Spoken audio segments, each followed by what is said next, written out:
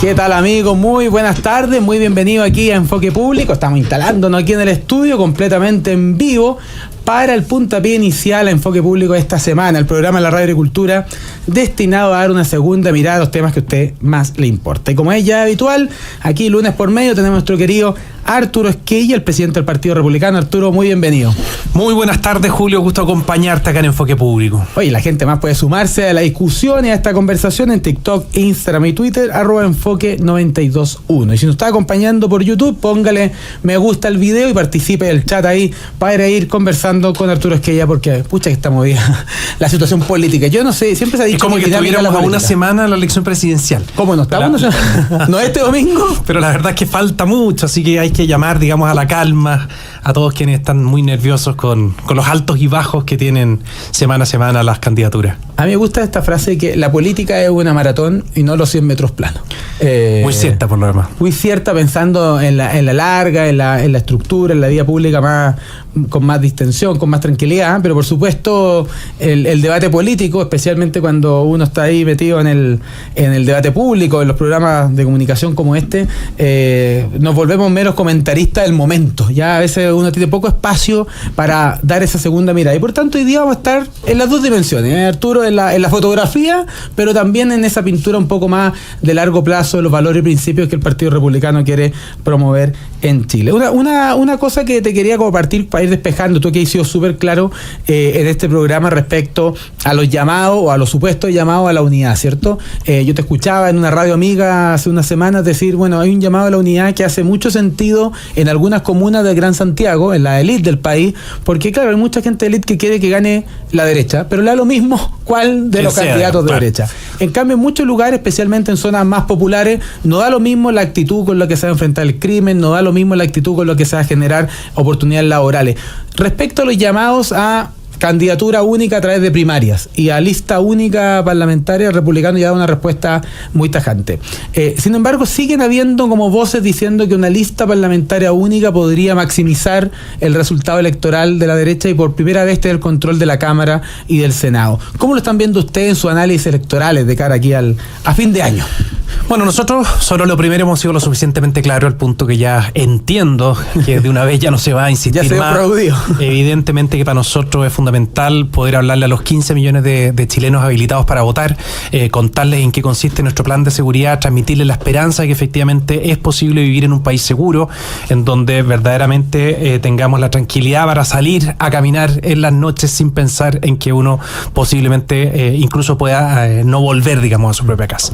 Y en el segundo tema, esto a la luz de las últimas elecciones, de los análisis múltiples que nos ha tocado hacer, y también de un sentido de realidad, hay varios elementos que hacen inclinarnos por la conveniencia de contar con dos listas. Dos listas parlamentarias, me refiero a el primer óptimo, digamos, de contar con toda la oposición, todos los partidos que hoy día se sienten oposición al actual gobierno de Gabriel Boric, reunidos en apenas dos listas, es el escenario más real por un lado y el más conveniente. ¿Por qué más real?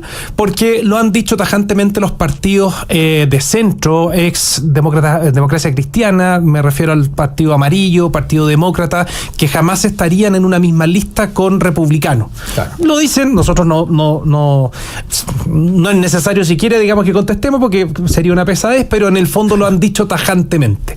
Me imagino también que eso aplica para los libertarios, o sea, en ningún caso ellos van a aceptar estar en una misma lista. Segundo, si es que nosotros hiciéramos el esfuerzo por estar en una misma lista, nos encontraríamos con la necesidad de que Chile Vamos tendría que bajar a incluso parlamentarios que actualmente están en ejercicio con tal de poder darle espacio y cupo a los otros partidos, porque de un paraguaso te entrarían 3 partidos nuevos por este lado, los 3 más de derecha y los 2 partidos más de centro, 5 partidos adicionales, es decir, varios de los parlamentarios que hoy día están buscando su reelección, parlamentarios de Chile Vamos, tendrían que dejar hasta ahí su pretensión. Y obviamente eso es muy difícil de que primero lo quieran los partidos y segundo que los implicados en el fondo acepten. Claro. Tercero, ya tuvimos un ejercicio que nos permite comparar. Bueno, hemos tenido varias elecciones, pero hay uno que es súper claro porque se celebró exactamente el mismo día. Me refiero a las elecciones municipales del año 2021, que al mismo tiempo se celebraron con las elecciones de convencionales.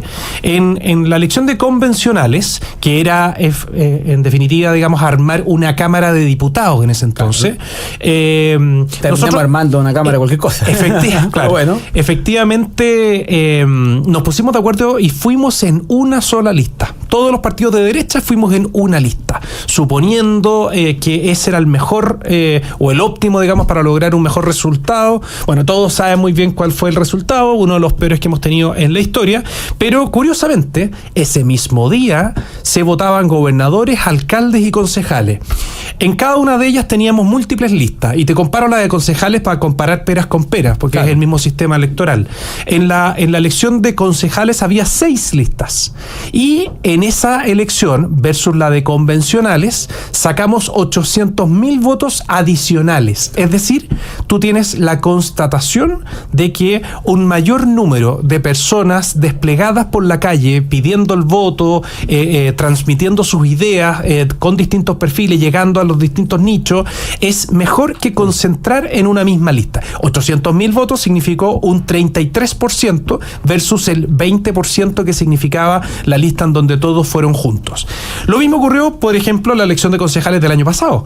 Chile Vamos, que no se pudo poner de acuerdo para ir en una misma lista, de repente se nos olvida, pero ni siquiera ellos pudieron ponerse de acuerdo, y fueron en 2 listas, y nosotros también íbamos en una lista y el Partido Social Cristiano en otra lista, es decir, tú tienes 4 listas, y muy lejos, digamos, de esta lógica de ponerse de acuerdo en una sola, y logramos el mejor resultado que hemos tenido en las elecciones municipales durante los últimos 20 años. Entonces, ¿qué quiero transmitir con esto? De que hay un afán de seguir, digamos, haciendo llamados que por la prensa, que por lo demás no sé si lo más agradable y grato. El otro día escuché a Evelyn Matei de una manera muy despectiva referirse a las personas que supuestamente está invitando a juntarse en una misma lista, hablando de los partiditos. Es bien curioso que tú pretendas invitar, digamos, a gente a formar parte de un mismo equipo con ese nivel de palabras, digamos, tan no deseables, al menos por parte de un eventual futuro socio. Entonces, yo transmitiría, o más bien, pondría el foco y les pediría a todos quienes están interesados en que efectivamente seamos gobierno y tengamos la mayoría en ambas cámaras, que nos concentremos en lo importante. Lo importante es que en vez de estar hablando de cosas políticas, estemos hablándole a la gente que quiere escuchar ideas. Claro. Nosotros hemos concentrado nuestro foco precisamente en qué es lo que haríamos en materia de seguridad pública. Te quiero contar algunas cosas en materia de economía, después si es que hay espacio, pero los otros también, si es que en el fondo le hablan a las personas que tienen mayor recepción precisamente de ello, y después hay un compromiso de votar todos por el que pase a segunda vuelta. Eso es lo que verdaderamente nos va a hacer ganar. Y ahora, por supuesto, y con esto termino, Julio, así como nosotros estamos haciendo un esfuerzo enorme, sacrificando probablemente republicanos electos, con tal de que en la misma lista estén los socialcristianos y el Partido Nacional Libertario. Lo mismo creemos que tiene que hacer Chile Vamos con los partidos que derivaron, digamos, de la democracia cristiana. Me refiero a Amarillos y Demócratas, el partido de Jimena Rincón, y otros más que salieron de la DC. Entonces, ese es el esfuerzo que hay que hacer ahora, y a concentrarse, digamos, en el debate de ideas, que es lejos lo más importante. Estamos conversando aquí con Arturo Esquella, el presidente del Partido Republicano Enfoque Público. Descartada esa primaria del sector, también descartada la lista única, del entendido con buenos argumentos, ¿cierto? De que también se puede maximizar la votación del sector en una o más listas, y esa ha sido la experiencia que bien describía aquí Arturo Esquella. Hay 2 cosas para quedarnos en este primer bloque del mundanal ruido, y luego el otro bloque irnos a la parte más de perspectiva en materia de seguridad, en economía, solo para ir apagando el ruido.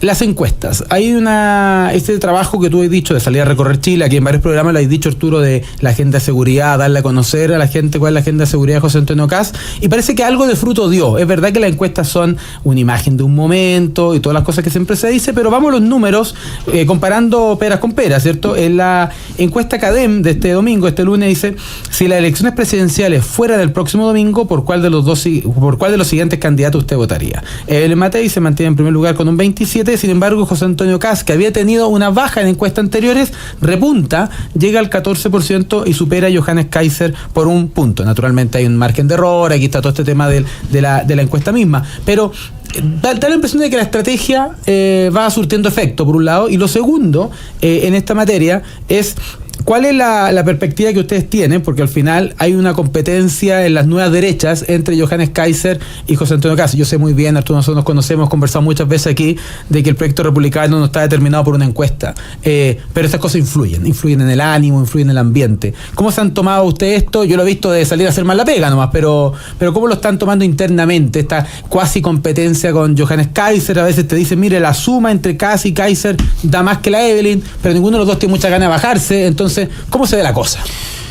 No, tal cual como tú lo estás planteando. Primero, estamos súper conscientes que es una fotografía positiva, porque efectivamente mientras José Antonio no estuvo en los medios de comunicación, hubo como una ausencia que se tradujo en una baja natural. Hace 2 semanas, ponte tú, estaba muy presente la figura de Michelle Bachelet, estaba muy arriba. Hoy día hay ausencia y ya está claro que no va a ser candidata y sigue apareciendo, pero por mucho más abajo, por supuesto. Y la buena noticia para nosotros es que está teniendo tracción el trabajo que se está haciendo. Hoy día se cumplen exacto 2 semanas desde que dijimos, miren, salimos a comunicar lo que es nuestro plan de seguridad. Ya vamos a empezar a contar en otras áreas qué es lo que haríamos, particularmente José Antonio Kast presidiendo el país en otras áreas como en educación, en salud, particularmente para la reactivación de la economía frente a las pymes, en fin, pero sin dudar ni un segundo de que lo más importante, y pareciera que la gente lo valora, es el cambio sustantivo que queremos hacer en el tratamiento que le damos a la seguridad pública. Entonces, desde ese punto de vista creemos que es muy positivo. Analizamos las encuestas tal como tú lo planteabas, no agregaría mayormente nada, o sea, esto es una carrera de largo aliento, una maratón, no 100 metros plano. Lo importante en el fondo es que está habiendo conexión con las personas, estamos leyendo de una manera correcta cuáles son las prioridades y es obvio que para todos la lectura es evidente que la seguridad es una prioridad. Pero alguien te podría decir que podría ir por el lado de poner más cámaras de seguridad o en el fondo algo que nos pudiera incluso afectar transitoriamente las libertades de las personas. Nosotros sabemos que va a tener un costo, lo hemos dicho en varias oportunidades en nuestras intervenciones acá, pero ese costo transitorio tiene que ver con lograr un estado de seguridad como el que por lo menos la generación actual no la ha conocido. La generación de gente más joven no ha tenido la oportunidad de conocer. No sabe lo que es transitar por cualquier parte, por ejemplo, de la región metropolitana a cualquier hora del día y de la noche sin tener temor a que te asalten, a que te roben, te hagan un portonazo o qué sé yo. Y eso es lo que nosotros estamos transmitiendo.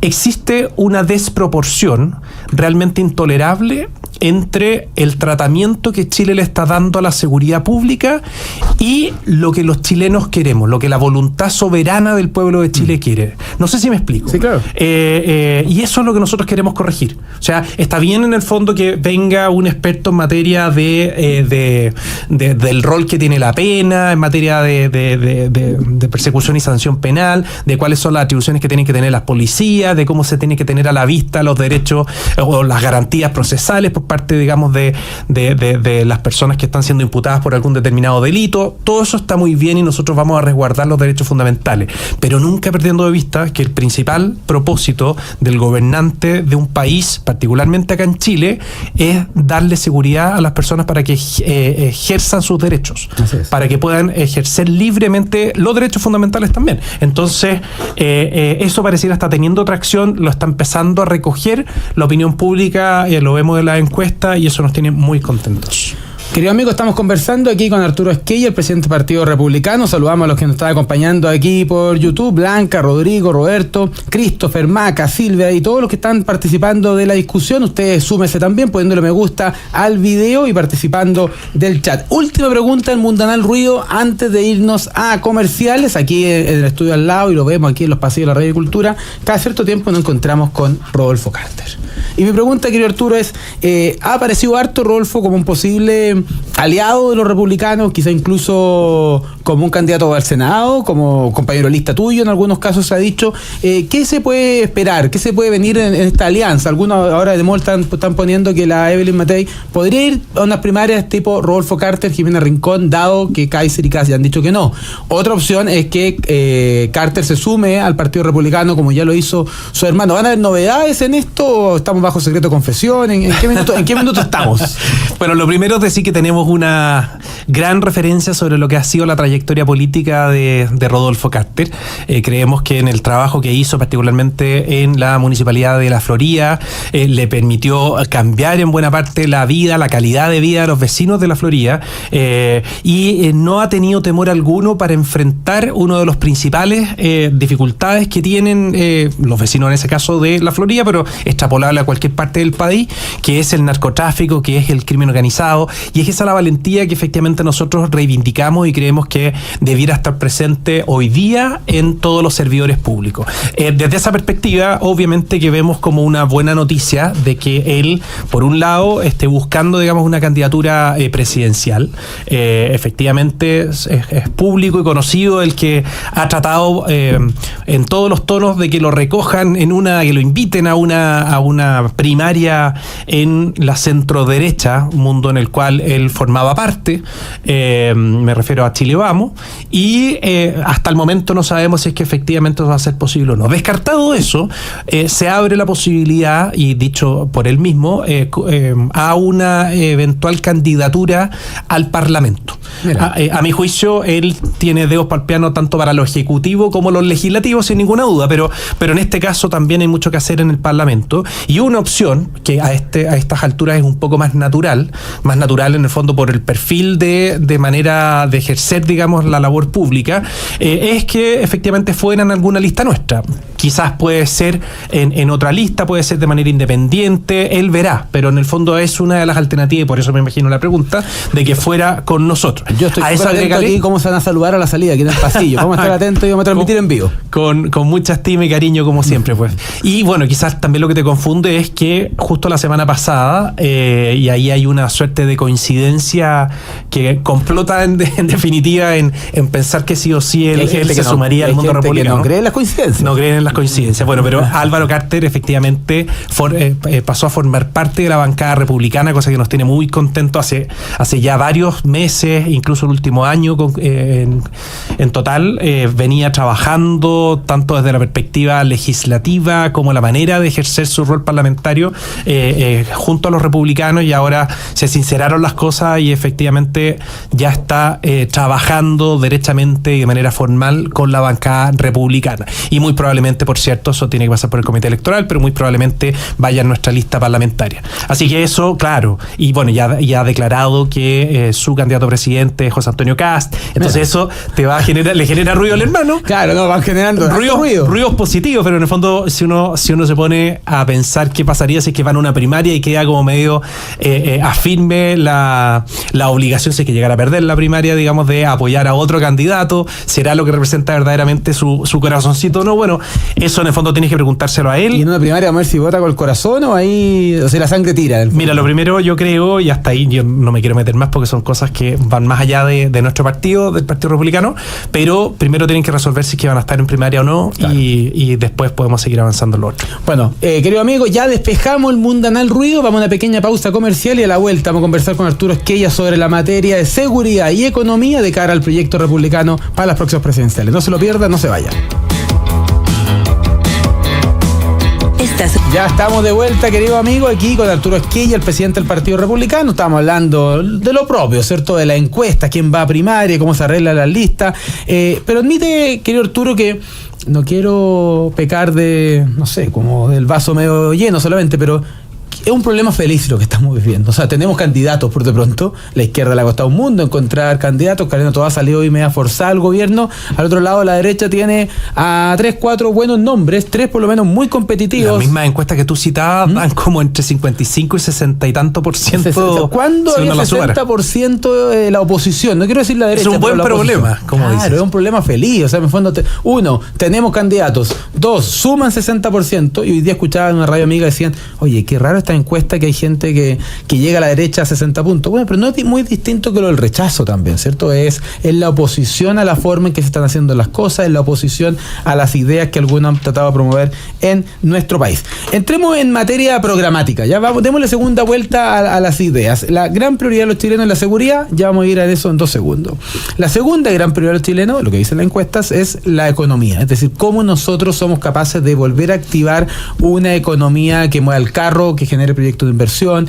Te digo a título de introducción simplemente algunas de las cosas más urgentes, pero la reducción del gasto público, lo que ha dicho el Consejo Fiscal Autónomo, que hay que bajar 6.000 millones de dólares. Cristina Torres, que fue la directora de presupuesto en el gobierno pasado, hablaba que el déficit fiscal va a estar del orden entre 10.000 y 30.000 millones de dólares. O sea, la verdad es que el patrimonio, o sea, el presupuesto del país, en caso de llegar a gobernar los republicanos y cualquier otro, es a lo menos desalentador, y a esto le suma el estancamiento que hay en proyectos de inversión y otros. En Argentina y en Estados Unidos, liderazgos como el del presidente Trump y el presidente Milei están aprobando leyes de fast track para aprobar 1.000 proyectos de inversión sobre cierto monto con tal de que den pega. ¿Qué es lo que pretende hacer el Partido Republicano en esta materia si es que llegan a la moneda? Bueno, lo primero es dar certeza jurídica, certeza de que las leyes se aplican en este país, certeza de que no se va a estar discutiendo permanentemente un alza de impuestos o cambios, digamos, en el régimen laboral. Eso es lo que en definitiva creo que a los inversionistas, a las personas que están permanentemente viendo dónde hay oportunidades, dónde trasladar sus recursos para generar, digamos, riqueza y por de pronto, digamos, dar trabajo, están buscando. El otro día una persona me decía, mire, yo prefiero 1000 veces pagar una tasa que incluso es más alta, creo que el 30%, estoy hablando de impuestos de primera categoría, claro, en Brasil, pero por lo menos la discusión que tienen de impuestos es si es que baja o no la tasa, digamos, en ningún caso me van a cambiar las reglas del juego hacia el alza. Yo, bueno, y claro, con todos los costos que puede implicar el llevarse los recursos a Brasil, lo prefieren porque acá el nivel de incertidumbre y la incertidumbre también que te genera este clima tan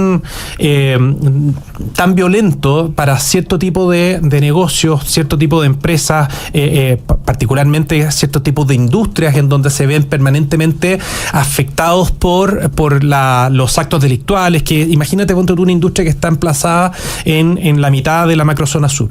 Es evidente que cuenta con un costo adicional, porque ellos te dicen, mire, nosotros igual nos podemos hacer cargo de los costos de seguridad. O sea, al final se traducen en precios. Claro, hay que poner guardia, pero esos costos son altísimos y el saber en el fondo que no cuentas con un Estado que te puede brindar la seguridad mínima, estamos hablando de grandes empresas, de grandes industrias, la verdad es que te desincentiva todo tipo de inversión. ¿Qué decir para alguien que está pensando en un negocio, en abrir, digamos, un local comercial en el centro de Chile? Lo único que están viendo es cómo salir de ahí, claro, en el centro de Santiago, me refiero, bueno, y en el centro de todas las ciudades.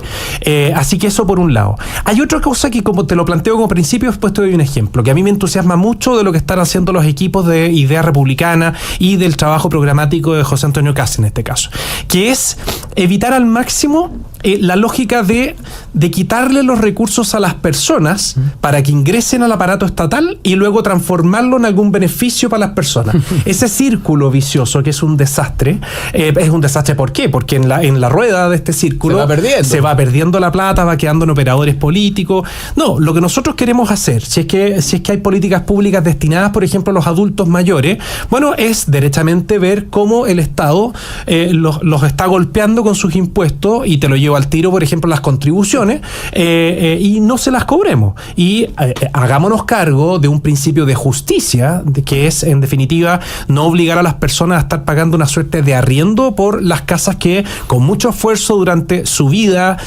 activa laboralmente, la pagaron con recursos que ya habían pagado impuestos, y terminan en el fondo debiéndole al Estado en forma permanente sin ya tener ingresos suficientes.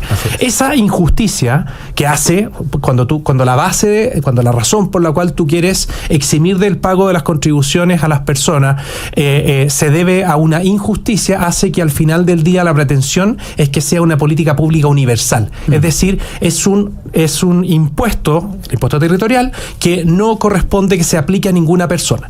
Como eso de la noche a la mañana es muy difícil de hacer para todos, estamos hablando de 2.500 millones de dólares, tampoco es tanto, pero efectivamente en su conjunto es mucha plata. activa, tú lo puedes hacer de manera gradual, apostando precisamente a alivianarle la carga a las personas con menores recursos, dentro de aquellos que ya están en su jubilación, ya se acogieron, digamos, a jubilación, ya no están en vía laboral activa, y luego vas avanzando hacia las personas que no están beneficiadas con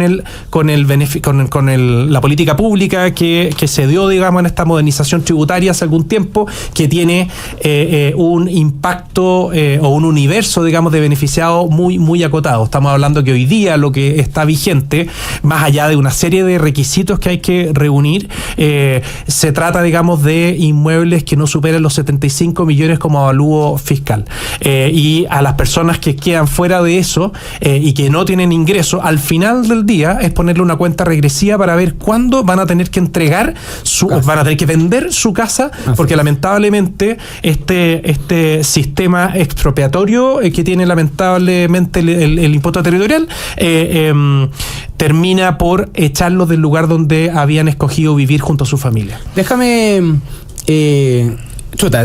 pusiste un tema que me toca por diversas, no solo porque pago contribuciones, sino también porque cuando me tocó ser ministro de Bienes Nacionales, nosotros entregamos muchos terrenos en un lago, que era un orden de la Contraloría, que había que entregar terrenos a unas personas que estaban viviendo ahí, que tenían un título imperfecto. Bueno, se le entregó.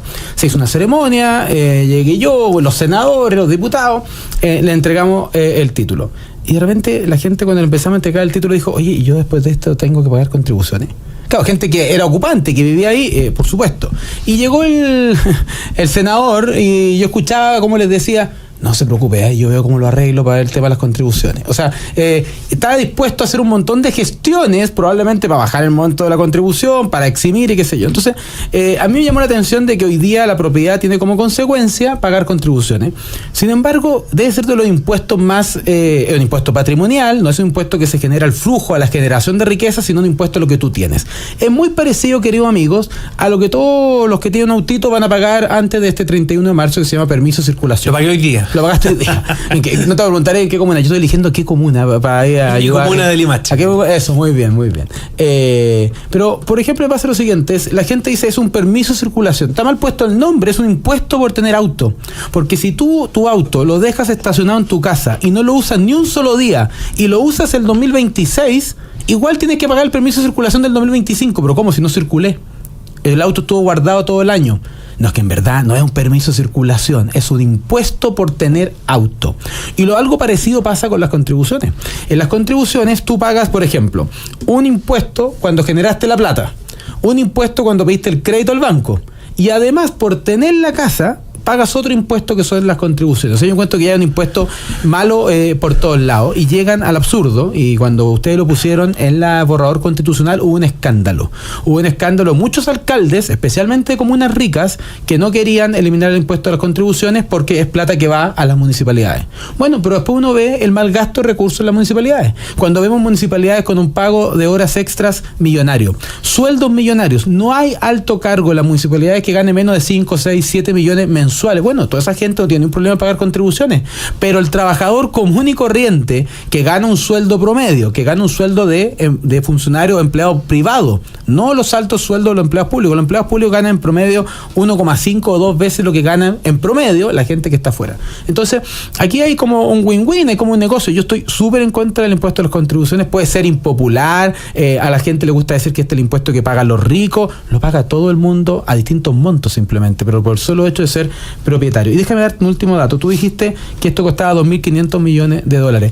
Y siempre está la excusa. Esa es la totalidad de recaudación del impuesto territorial. No solo los adultos mayores, sino todos. Solo los adultos mayores. Bueno, en el fondo, la política pública se va a dar a conocer en detalle. Después, obviamente, José Antonio lo va a dar a conocer con la gradualidad que corresponde a la responsabilidad fiscal que estamos poniendo como sello en cada una de las políticas económicas que van a estar en ese programa. Pero en el fondo muy seguramente se va a referir, digamos, a la primera vivienda, a la vivienda en la cual vive la familia. Y no a la que tienen para arrendar. Y no a las que tienen giro comercial. En definitiva, digamos, es mucho menos que 2.500 millones. Pero mi punto es, si fueran los 2.500 millones, si yo por mí que fuera los 2.500 millones, te quiero decir que Marcel se comprometió a $1.800 millones en régimen todos los años solamente por el reajuste de los sueldos de los empleados públicos. Entonces, plata hay. Si el problema es que la quieren gastar en otra cosa. O sea, yo lo que encuentro insólito en este gobierno es que no hay plata para pensiones, no hay plata para nada. Es una herejía decir eliminar las contribuciones, pero mientras tanto, Marcel llega a un acuerdo con la ANEF y reajusta el sueldo de los trabajadores públicos en una proporción que te aseguro que no pasa en el mundo privado y nos cuesta a todos los chilenos $1.800 millones. O sea, el punto es de prioridades. Yo celebro que los republicanos quieran partir quitando el impuesto de contribución a los adultos mayores, pero también vale la pena ver estas batallas de largo plazo. Quizá es una pega más de los centros de estudio, de los líderes de opinión, pero aquí hay un impuesto que es patrimonial, que no está fijado por ley, que el monto lo determina un órgano de la administración del Estado, no lo ponen los diputados, lo pone el Servicio de Impuesto Interno, con un avalúo que llega y te lo fijan y no tienen que explicarle nada a nadie. Yo no sé cómo serán los tasadores del Servicio de Impuesto Interno. Yo trabajaba en bienes nacionales y ya los tasadores, teníamos muy poquitos tasadores para todo lo que es Chile. En cambio aquí te reajustan los precios de todo Chile, poniéndonos una carga a más mi juicio pesada. Eso es inconstitucional. ¿Sí? En el fondo lo que es materia tributaria tiene que estar contenido en una ley, y eso lo discutimos largamente en la etapa constitucional. Muchas personas, con razón o sin razón, pero en el fondo, más allá de pronunciarse respecto de la injusticia, que estaban de acuerdo con la injusticia de este impuesto, nos decían, mire, pero es que tratemos de sacar adelante la Constitución, después vemos. Es que lo que pasa es que cuando tú hablas de la justicia tributaria, que está dentro de nuestro catálogo de derechos fundamentales, es el momento para decirle cuáles son las cosas que puede hacer un Estado como que más gravan a una persona: privarlo de libertad y meterse en su bolsillo. Obvio. Bueno, entonces el lugar para que efectivamente exista una restricción al gobernante de turno es precisamente la Constitución, en donde se fijan esas reglas.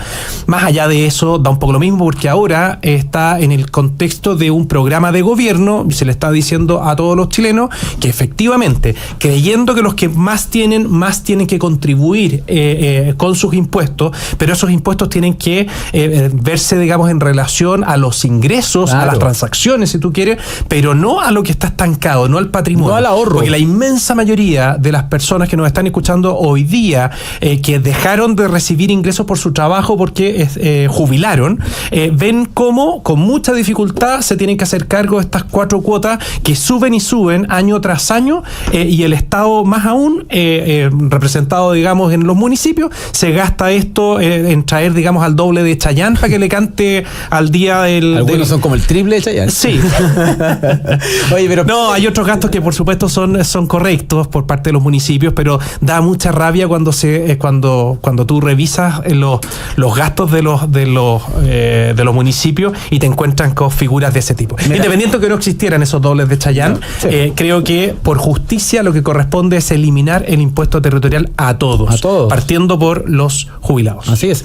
Mira, para la gente, la izquierda cree que todo el mundo tiene ahorro, inversiones, para la gran mayoría de la gente que nos está escuchando, el ahorro y la inversión se llama casa. Es tu casa, es donde tú vives, es lo que la gente siempre dice, es lo que le voy a dejar a mis hijos, es lo que le voy a dejar a mis nietos, y esa cuestión que tanto te cuesta tener y que en nuestro país hoy día cada vez es más difícil acceder a la vivienda propia, estamos convirtiendo a los chilenos en arrendatarios y no en propietarios, más encima, como si no hubiera que pagar crédito hipotecario, habría que dar un pie enorme, ganar no sé cuánto plata para poder acceder a un crédito, te ponen las temidas contribuciones. Sería interesante saber qué opina el resto de los candidatos a la presidencia sobre este tema, porque es un debate que hoy día suena bastante interesante. ¿Sí? Lo interesante de estas épocas de campaña presidencial es que es el momento en el fondo para discutir temas de fondo y cómo lo abordarían en función de un eventual ejercicio, digamos, del cargo al cual se aspira. Y ser sincero, a mí me ha tocado estar en muchas comidas privadas de toda la gente de derecha, por supuesto, las contribuciones, un robo a mano armada,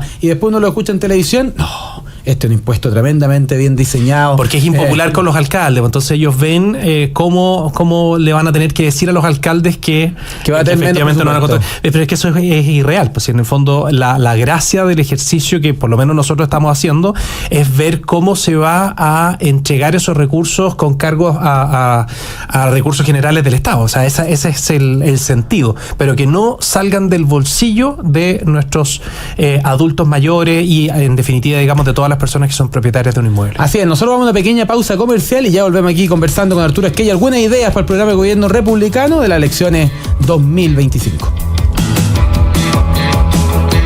Estamos conversando con Arturo Esquella, el presidente del Partido Republicano. Usted puede sumarse a la discusión en TikTok, Instagram y Twitter, @enfoque921, y a ponerle me gusta al video en YouTube, participar del chat, porque estamos aquí con Arturo viendo las ideas programáticas de cara a la presidencial. Algo hablamos en materia económica, de quitar las contribuciones a los adultos mayores, pero en materia de seguridad ustedes también han destacado, hay unos videos que se han vuelto en cierto modo polémicos, ¿cierto? Yo me metí al Instagram de José Antonio Kast y hay un video que ha causado revuelo porque dice: con la delincuencia no se tranza, la delincuencia se le enfrenta, y aparece en un campo de tiro disparando. Y naturalmente genera escozor en alguna parte del electorado. Dice, pero ¿cómo está dispuesto a hacer eso? ¿Cuál es la actitud con la que el Partido Republicano pretende enfrentar el crimen desde el gobierno? Arturo Esquella.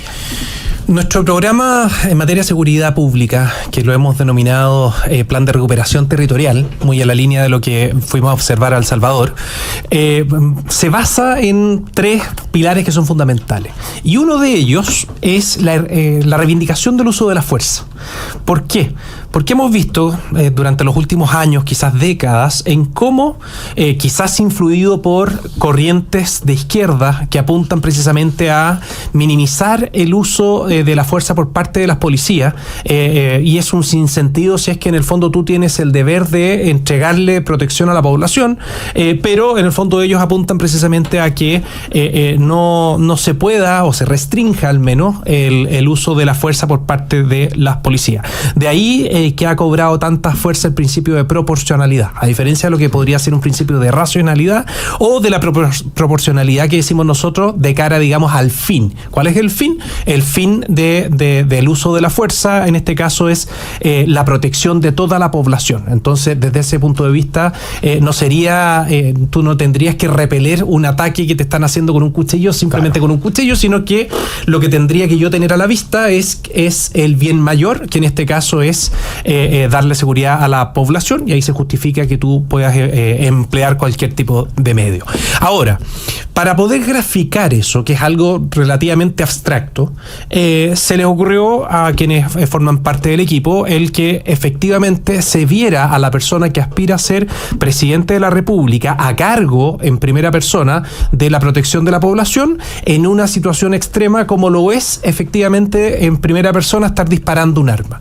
Muchos lo interpretaron como estar promoviendo el otro día me decían, ustedes están promoviendo como la autotutela. Claro, como no, si la autotutela es hacer justicia por sí mismo, digamos, claro. Obviamente que no es así. Estamos demostrando de que a las policías, quienes están habilitados constitucional y legalmente para ejercer la fuerza a través de las armas de fuego, incluso cuando o si es que José Antonio Kast es presidente, las va a respaldar en todos y cada uno de los momentos en donde les toque rendir cuenta de por qué se sufrió una determinada consecuencia por el hecho de haber usado un arma. O sea, al final del día es eso. Obvio. Porque cada vez que en un procedimiento hay algún lesionado, un victimario lesionado, empieza inmediatamente un sumario. Durante un tiempo nefasto en el país se apartaba, digamos, de las policías a esas personas, quedaban inmediatamente sin trabajo, sin futuro, baja, sin defensa, sin sueldo, tener que hacerse cargo, digamos, de su defensa, sin tener incluso libertad, muchos de ellos privados de libertad mientras duraba el juicio. Eso se acabó. Acá el mismo presidente de la República es el que les va a decir, mire, yo le di la autorización a usted para disparar, y quienes debieran estar analizando si es que se actúa acorde a los procedimientos son personas habilitadas, especializadas en el uso o el ejercicio de los protocolos, y esa es la justicia militar, por poner un ejemplo. Obvio. Y tantas otras derivadas. Que llaman la expertise para poder jugar eso. Oye, en ese mismo sentido, mira, leí una carta en Mercurio de una joven que fue asaltada en el aeropuerto y dijo, mira, señor director, decía, me cuido mucho de llegar a mi casa antes de las 10 de la noche, me cuido mucho de llegar a mi casa o salir de mi casa después de las 6 de la mañana porque si no es peligroso. Veo que mi casa tiene reja, veo que mi casa tiene alambre, veo que mi casa tiene alambre púa, veo que tiene cámaras. Dijo, la que está presa en verdad soy yo. Decía, o sea, la persona que está tomando una serie de medidas que en el fondo ve reducida su libertad, que no puede salir a la hora que quiere, que no puede andar por la calle a la hora que quiere, que no puede ir a comer donde quiere, que no puede. Tú le preguntas a la gente qué hábito ha cambiado. Ya no uso cosas en público, no uso reloj, no uso un collar, el anillo de matrimonio, etcétera, etcétera, etcétera, por temor a la delincuencia. Dijo, en verdad mala que está presa soy yo. Y por tanto ahí hay una sensación ambiente, no solo sensación, hechos de personas que viven en situación de vulnerabilidad en materia de seguridad. Y por tanto es lógico que la seguridad sea la principal prioridad. Aparte de este empoderamiento a las policías, es decir, si usted cumple su rol, va a ser respaldado por el Estado, porque usted actúa en nombre de la comunidad, no actúa a título propio. Un carabinero actúa en nombre de todos los demás. ¿Qué otras medidas han pensado en materia de seguridad? La cárcel es una de las medidas más populares de lo que ha hecho Bukele, y ya varios han empezado a hablar de cárceles de mega seguridad, ultra seguridad. ¿Cuál es la clave ahí en la política de cárceles que ustedes están pensando para el próximo gobierno? El plan de seguridad tiene 15 aristas o áreas en donde vamos a tener que hacer modificaciones o vamos a tener que hacer cambios significativos, sea en el ámbito administrativo o legal. Otro pilar, y derechamente, digamos, a propósito de lo que tú me estás planteando, tiene que ver con los procedimientos policiales propiamente tal, y voy a ir al tiro a lo penitenciario. Pero quería hablar, digamos, de este tercer pilar, que es la anticipación del ejercicio propio de las policías. ¿Esto cómo se logra? Se logra teniendo a la vista de que, tal como en El Salvador y en otras partes también, de que desde el momento que una persona forma parte de una organización criminal ya está cometiendo un delito. Hoy día sería, digamos, una asociación ilícita, que está tipificado como un delito cuya pena no sobrepasa el presidio menor en su grado medio. El presidio menor en su grado mínimo a medio es la pena asignada. Nosotros creemos de que el piso que debiera recibir una persona que voluntariamente forma parte de una organización que está destinada a cometer delitos violentos, debieran ser 20 años. En El Salvador son entre 20 y 30 años de aquellas organizaciones que están proscritas por la ley, paso previo que nosotros también vamos a hacer. De hecho, los parlamentarios dentro de los próximos días van a presentar, digamos, un proyecto de ley que apunta precisamente a eso. Oye, y que se vote y que la ciudadanía vea cómo votan sus parlamentarios. Exacto. Entonces, tú desde el momento que ya te enfrentas a una persona sin necesidad de esperar que ocurra el secuestro, el asesinato, sino que por el solo hecho de la existencia de la organización, y tienes un aparato de inteligencia, una organización con sede regional, y para eso la estructura de seguridad que tiene nuestro Estado, radicado precisamente, previamente en las delegaciones presidenciales regionales. Hoy día esta figura especial, habrá que ver, digamos, dónde se va a alojar, pero se va a contar, digamos, con una estructura a nivel regional que va a ser coadyuvante para poder identificar los lugares, las poblaciones en donde están ubicadas estas personas. Entonces tú, desde el momento que ya sabes que hay 25 personas en el Cerro Chuño, por decir una cosa, haces el operativo, tú capturas a estas 20, 30 personas y tú las tienes que trasladar a una cárcel que no es de aquellas 80 y tantas que tenemos hoy día desplegadas de Arica a Punta Arenas, sino que es una que reúne ciertas condiciones. Y esas condiciones tienen que ver con que alguien que forma parte de una organización dedicada al narcotráfico o a los crímenes violentos en términos generales no puede tener contacto alguno con las personas de la población penal corriente. Esas personas no pueden tener acceso a visitas, no pueden tener acceso al medio libre de ninguna manera, y tienen que reunir una serie de condiciones que veo por tus movimientos. En otra oportunidad, en otro programa podremos dejarlo el próximo lunes, porque aquí todo el corte del sensor del tiempo dice, no, tenemos que ir. Hay como cuando uno hacía clase. Oye, y los alumnos empiezan como a cerrar con fuerza sus cuadernos. Es que yo tengo vocación escolar, cierro cuadernos, guardo el lápiz, muevo la silla, pero está bien Carcuro esperándonos, así que la verdad es que tenemos que partir. Sin embargo, una cosa, Arturo, el próximo programa tiene que hablar del tema de las cárceles, y alguien que decía, mira, aquí se ha empezado a discutir de la pena de muerte, un montón de cosas, pero lo más importante es que si tú le dices a alguien que va a estar preso 10 años, esté preso 10 años de verdad. Así no es. Como esto que están en la penitenciaría con el celular, programando, coordinando y quizás siendo gerentes generales del emprendimiento desde la penitenciaría. Cosas insólitas. Nosotros nos vamos aquí. Y Francisco Sagredo nos va a reemplazar acá en los micrófonos de la radio Agricultura. Muchas gracias, Arturo. Ya nos seguiremos viendo. Chao, que estés muy bien. En Agricultura